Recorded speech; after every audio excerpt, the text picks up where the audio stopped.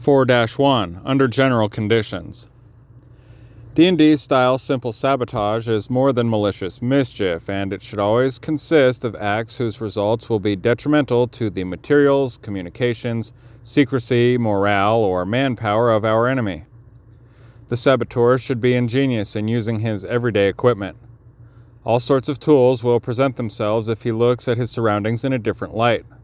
For example, emery flakes have incredible utility to the saboteur, but at first it may seem unobtainable.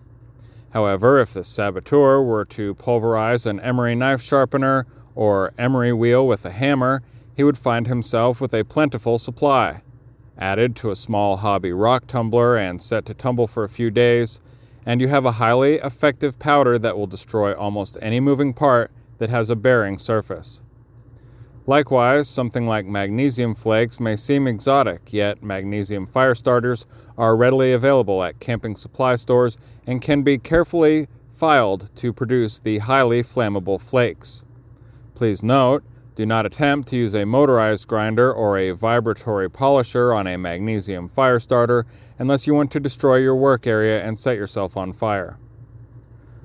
Obtaining German dark aluminum powder, a handy additive in fireworks, may seem dangerous to purchase.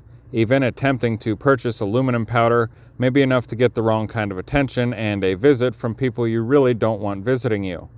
Yet, German dark aluminum powder can be easily produced with 1 tablespoon fish tank charcoal, a handful of 1/2 to 3/4 inch steel ball bearings, and a 5-foot length of kitchen aluminum foil cut into 1-inch squares.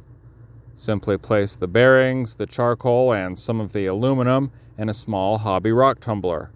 Continue adding the aluminum foil a little at a time, and after a couple days, they will grind into a fine powder. The steel bearings can be removed from the powder with a magnet, and there you have German dark aluminum powder. If you have it available, ceramic media may be a better choice than steel ball bearings because ceramic can't produce sparks.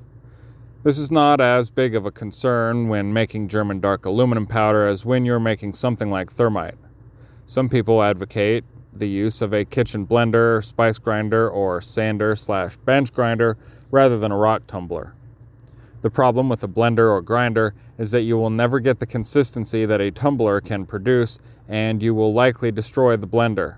Also, the blender/grinder method is violent and dusty and increases the risk of an unwanted fire. The same goes for vibratory polishers like the ones used in ammo reloading.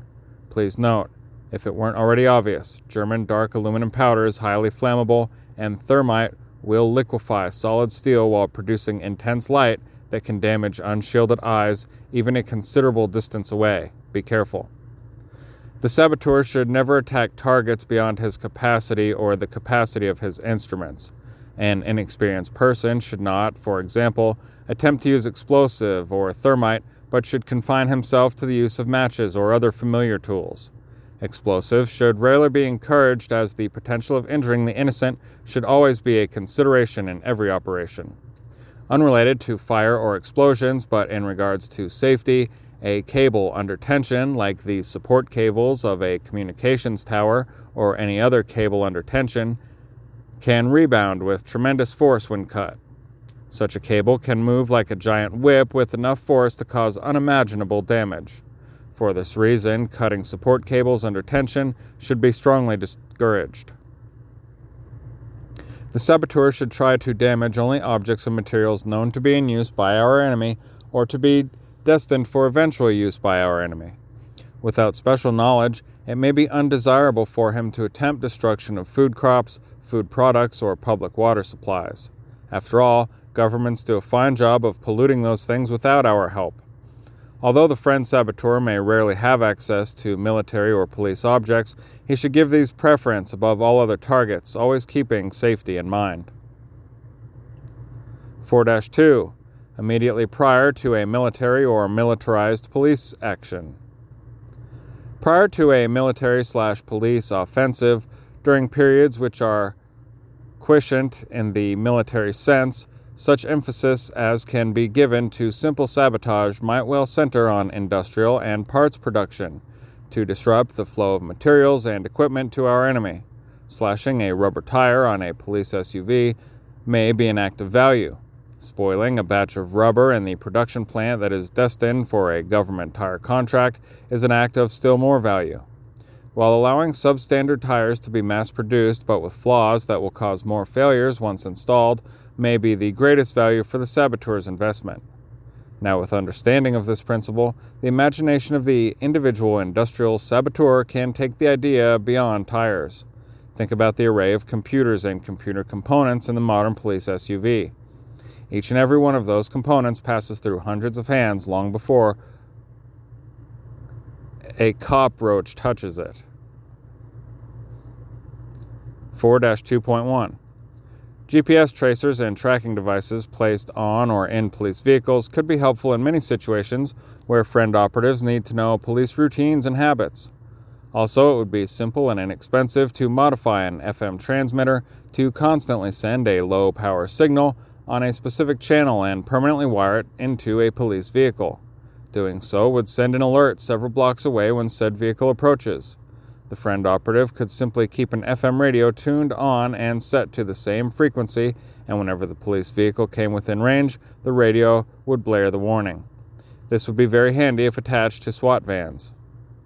4-2.2 Any communications facility which can be used by the authorities to transmit instructions or coordinate activities should be the object of simple sabotage.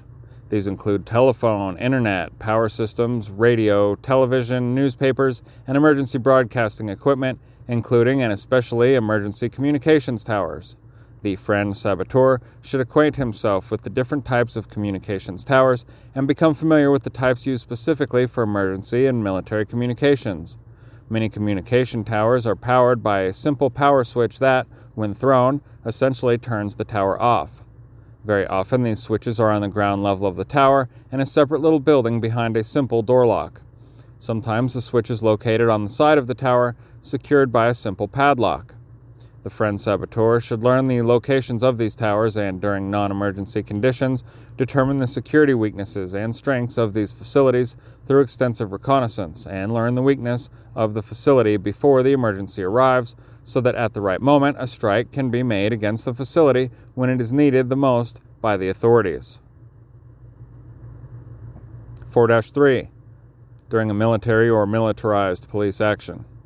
The most significant sabotage for an area which is or is soon destined to be a theater of combat operations or concentrated police action is that with which effects will be direct and immediate.